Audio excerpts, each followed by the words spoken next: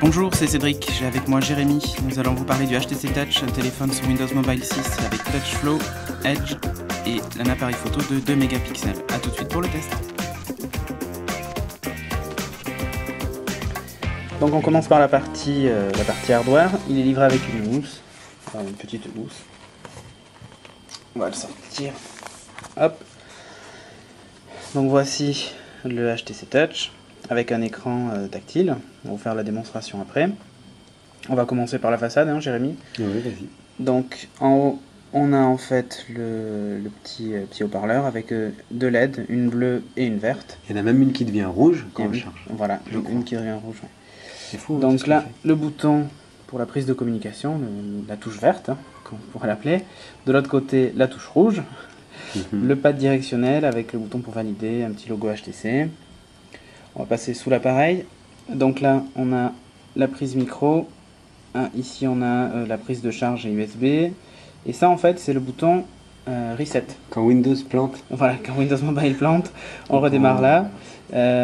Ici, en fait, c'est le petit anneau pour la dragonne.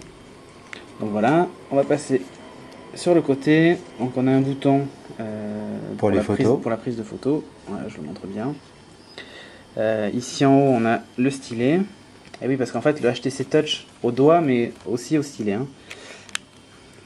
Ici derrière, en fait, c'est le Pro iPhone qui parle. Ouais, voilà. Ici derrière se cache en fait la carte mémoire et la carte SIM. On va vous montrer comment on y accède. Le dessus de l'appareil, on a la touche marche arrêt, enfin le bouton marche arrêt et veille, donc Windows Mobile. Et le dernier côté, en fait, il n'y a qu'un seul bouton, c'est tout simplement le bouton de volume. Voilà.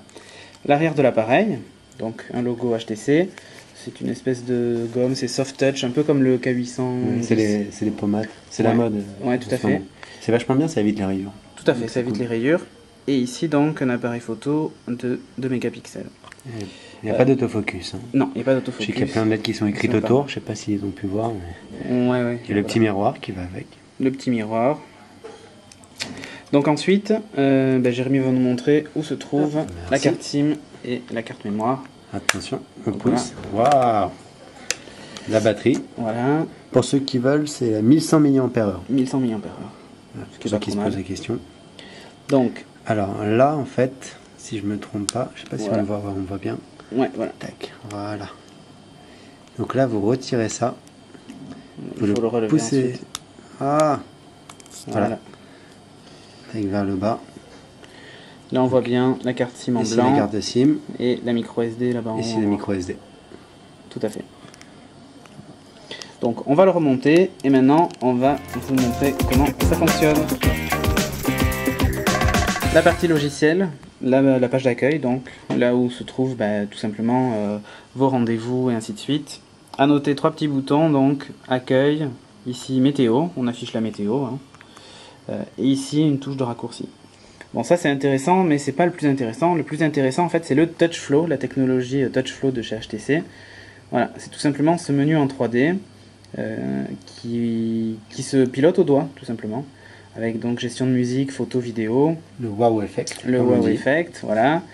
Là, on a la gestion des contacts. On fait défiler, un peu comme ce qu'avait présenté Steve Jobs sur l'iPhone, puisque c'est censé être un concurrent de l'iPhone. Donc, il faut noter qu'il est Edge et Wi-Fi. Hein. Je ne sais pas si on l'a dit. Je vais le montrer sur le Com Manager qui est assez bien fait. Voilà. Mode avion, téléphone, WLAN, Bluetooth. Voilà. Ça, c'est bien fait. Pour fermer, il faut utiliser la petite croix.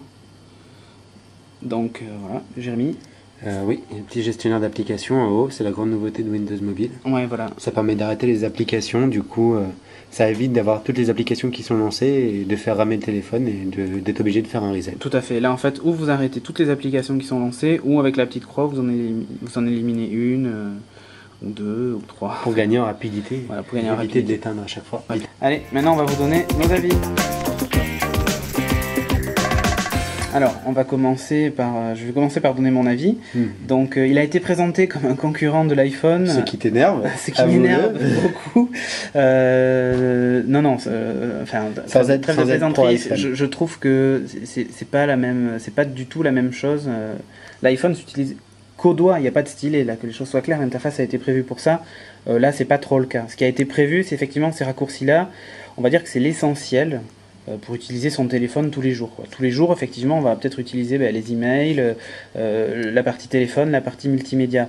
Mais après, dès qu'on va rentrer dans la partie Office et ainsi de suite, là, terminé. Il faut oublier le doigt ou même le SMS. Pour la lecture de SMS, c'est vrai que c'est très bien. Par contre, après, pour éditer des SMS, là, par contre, ça devient un peu compliqué. L'autre avantage, c'est que je trouve qu'il est petit. Moi, je vais le comparer avec mon N95. Au passage, la fameuse housse No Rev Vintage qui est plutôt pas mal. Ouais, c'est clair. Ouais, donc là, vous voyez, en termes de taille, c'est quand même, ça n'a quand même rien à voir. C'est vrai que si on parle pas d'épaisseur, après, voilà, si on parle pas d'épaisseur, c'est assez phénoménal. Il a un écran immense. Bon. On le remet à côté vite fait pour voir. On va essayer de mettre les trois. Voilà. Je sais pas si c'est possible, mais.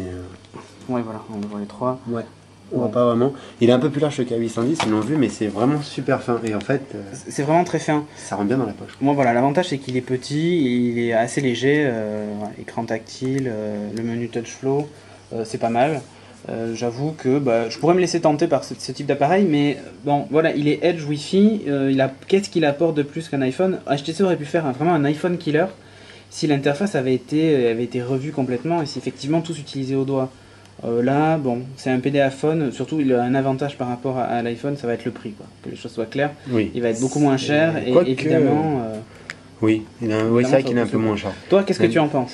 La première chose que quand je l'ai vu, j'ai dit il est beau, il est petit, il est fin, donc il est pratique. Donc on a enfin un PDA qui tient dans la poche, qui n'a pas besoin d'une housse à part, enfin. Ouais, ça c'est pratique. Donc déjà de ce point de vue-là, ça va toucher d'autres personnes, je pense. Ensuite, j'aime pas du tout Windows Mobile, moi, pour ma part. Je l'ai eu, j'ai testé, c'est efficace, c'est performant, c'est assez puissant, mais c'est super, c'est vraiment inconfortable. La photo est correcte, faut le dire. Il n'y a pas d'autofocus, mais bon, voilà, la photo On peut voir un film aussi dessus. Je pense que les gens qui vont l'acheter vont pas forcément s'en servir comme d'un mobile pro, mais plus comme d'un mobile de loisir. Multimédia, voilà. Donc ils pourront s'amuser un peu avec. C'est vrai qu'il a une bonne bouille, quoi. Ouais, dans l'ensemble, ça reste un. Il est pas mal. Enfin, moi j'aime bien, mais je suis pas fan de Windows Mobile, donc je préfère attendre. Dans l'ensemble, ça reste un beau produit. Je vous montre une dernière fois le wow effect parce que ça, c'est quand même. Voilà, Touch Flow, je trouve que ça, par contre, c'est bien. En plus, ça marche bien, ça répond bien. Voilà, ça c'est. Ça, il n'y a rien à dire. J'avoue que ça, c'est une réussite et j'espère qu'on le verra sur d'autres mobiles HTC, quoi. Oui, je suis d'accord avec toi là-dessus. Voilà, mais merci d'avoir suivi ce podcast de Génération Phonehouse. On vous dit à bientôt. À bientôt, oui. Pour un prochain numéro et peut-être l'iPhone, on ne sait jamais. D'ici là, si tu le reçois. Tout à fait. Donc allez, à bientôt. À bientôt, au revoir.